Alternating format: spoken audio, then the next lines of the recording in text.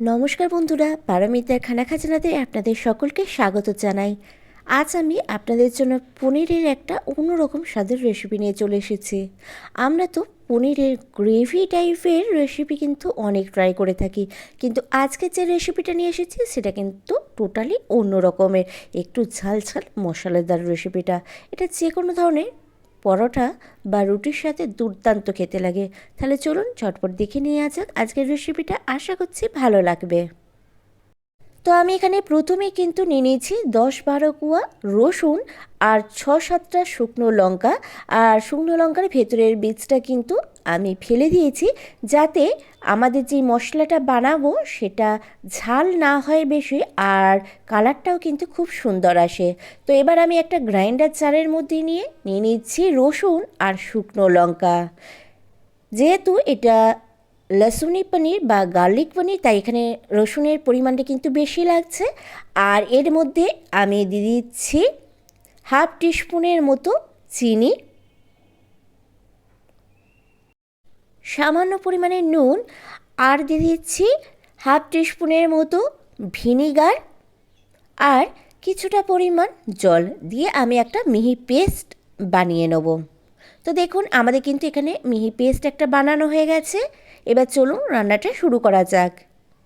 আমি এখানে প্রথমে একটা কড়াই গরম করতে বসিয়ে দিয়েছি, দিয়ে তার মধ্যে দিয়ে দিচ্ছি কিছুটা পরিমাণে সর্ষের তেল। আমি এখানে প্রায় 1 টেবিল স্পুনের মতো সর্ষের তেল দিয়েছি। তেলটা গরম হয়ে যেতে দিয়ে দিলাম হাফ টিস্পুনের মতো জিরে, আর দিয়ে দিচ্ছি 1/3 টিস্পুনের মতো হিং। এবার হিং আর জিরেটা কিছুক্ষণ নাড়াচাড়া করে নিয়ে তেলের মধ্যে একটু ভেজে নেবো, যতক্ষণ না একটু জিরেটা ভাজা ভাজা হয়ে যাচ্ছে। এবার আমি তেলের মধ্যে দিয়ে দিচ্ছি দুটো মিডিয়াম সাইজের পেঁয়াজকে আমি ছোট ছোট টুকরো করে কুচিয়ে রেখেছিলাম, সেই পেঁয়াজ কুচিটা। এবার পেঁয়াজটা হালকা বাদামি কালার আসা পর্যন্ত আমি ভেজে নেব। তো দেখুন বেশ কিছুক্ষণ নাড়াচাড়া করার পর কিন্তু পেঁয়াজটায় হালকা বাদামি কালার আসা শুরু হয়েছে। এবার এর মধ্যে আমি অ্যাড করে দিচ্ছি আগে থেকে যে আমি রসুনের পেস্টটা বানিয়ে রেখেছিলাম, সেই রসুনের পেস্টটা। এবার এই মশলাটা দেওয়ার পর আমি খুব ভালোভাবে মশলাটা 1-2 মিনিটের জন্য কষিয়ে নেব। তো দেখুন এখানে 1-2 মিনিট কষিয়ে নেওয়ার পর আমি এর মধ্যে অ্যাড করে দিচ্ছি হাফ টিস্পুনের মতো জিরে পাউডার, আর দিয়ে দিচ্ছি হাফ টিস্পুনের মতো হলুদ গুঁড়ো, আর আমি এখানে দিয়ে দেবো 1 টিস্পুনের মতো কাশ্মীরি লাল লঙ্কার গুঁড়ো।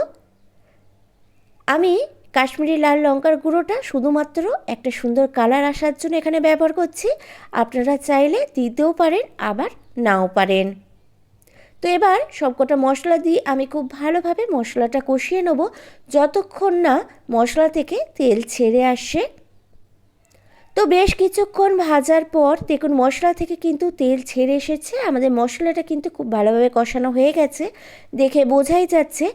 এবার এর মধ্যে আমি অ্যাড করে দিচ্ছি পনির। আমি এখানে 250 গ্রাম পনির ছোটো ছোটো টুকরো করে কেটে রেখেছিলাম, সেই পনিরটা মশলার সাথে খুব ভালোভাবে কষিয়ে নেব। তো দেখুন বেশ কিছুক্ষণ পনিরটা ভালোভাবে কষিয়ে নিয়েছি।